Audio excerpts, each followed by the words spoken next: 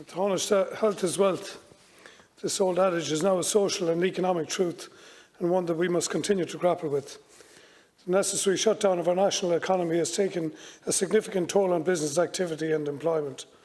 The life support employment packages announced by government in response to COVID-19 has cushioned the situation for many employees and employers, but these supports, as we know, will have to have an expiry date. The overarching requirement in managing this disease outbreak in Ireland was getting disease transmission under control and then adjusting future activity to the new norms of adherence to hand hygiene and social distance infection controls. With the easing of restrictions, some positive developments have been seen, with enterprises beginning to open since May, with a small number reporting an increase in turnover. However, for many businesses, and specifically those in the sectors of tourism, hospitality and the arts, a different reality awaits.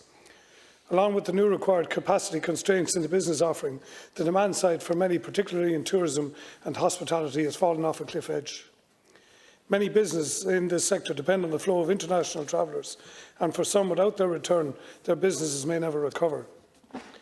In addition, the regions of the country will be more adversely affected by the economic shock of COVID, given the interdependence of many businesses within the regional economic network and the lack of a significant internal economy. The bill being debated today to expand the availability and supply of microfinance loans to the SME sector in particular is welcome. But in essence, the July stimulus package will signal whether government has fully understood the challenges facing over 1 million workers in the state and the companies who employ them.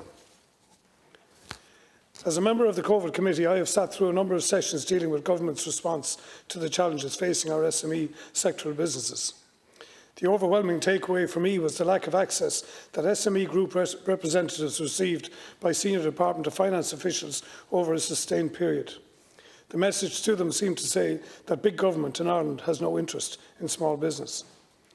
This was fully captured in the comments of a senior department official to an SME representative head, who at their meeting described the SME sector as only being interested in fiddling their taxes.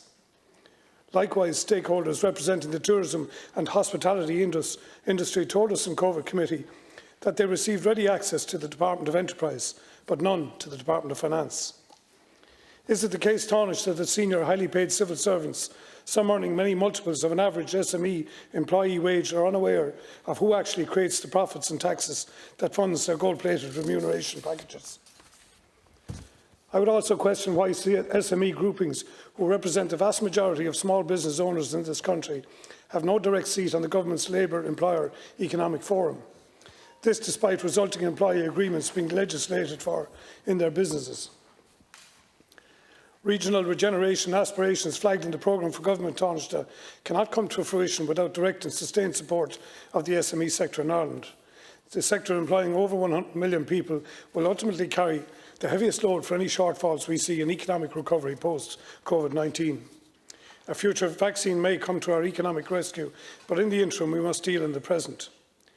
The aspirations to apply liquidity to the business sector with devices such as expanding microfinance enterprise follow conventional economic planning, but the range and rate of stimulus that is required, according to most commentators, has not yet been realised. In addition, ongoing negative cost areas that were well flagged pre-COVID-19 are still in place and still need to be addressed. I hope to see, as part of the July stimulus initiative, redress to these areas. Re-employment is the main measure of health and equity in the economy. Stimulus finance must find its way into and through the business sector as quickly as possible. You asked in your opening statement, Tánaiste, for some initiatives, and I might offer the following to you for consideration. If we look at France, immediate government-backed loan funding could be made available to SMEs based on previous tax paid or previous payroll expenditure. At year-end, the receiving company would audit their losses due to COVID-19, and such losses would be offset against the loan finance provided. For companies still operating at a deficit, continuing support should be provided to allow new innovative business initiatives be explored.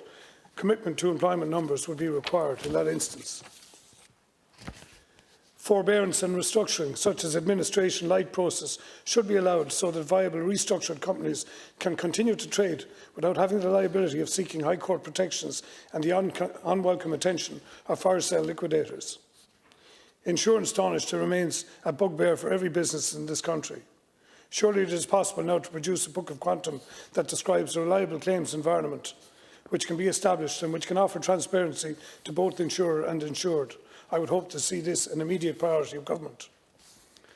Also, treatment by landlords and utility companies must be reviewed and some legal mechanism provided to ensure fair dealing and a process for managed legal redress or arbitration for those who have suffered in the COVID period. And for businesses operating specifically in the tourism, hospitality, arts sector, modifications around VAT must be looked at. A 5% VAT rate until 2021, then reverting to 9%, should be considered for these sectors. In addition, I believe the commercial rates waiver must be extended until the end of 2021, then reintroduced on a tapering scale.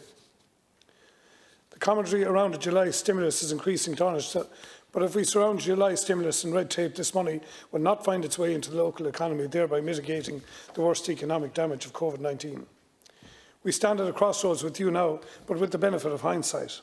Another bailout is required, but this time the decision is to bail out the Irish people and the Irish economy. The issue is not should we do it, but rather how do we do it. Today's debate and bill is a welcome step along the road to Oireachtas, but far greater strides will be required to complete the journey before us.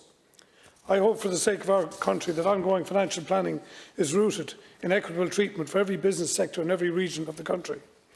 A large percentage of our previously working population are waiting to see if their past sacrifices and their political choices are to be vindicated. The answer to those questions, Taoiseach, lie primarily in the further fiscal measures that your government is presently considering. Thank you.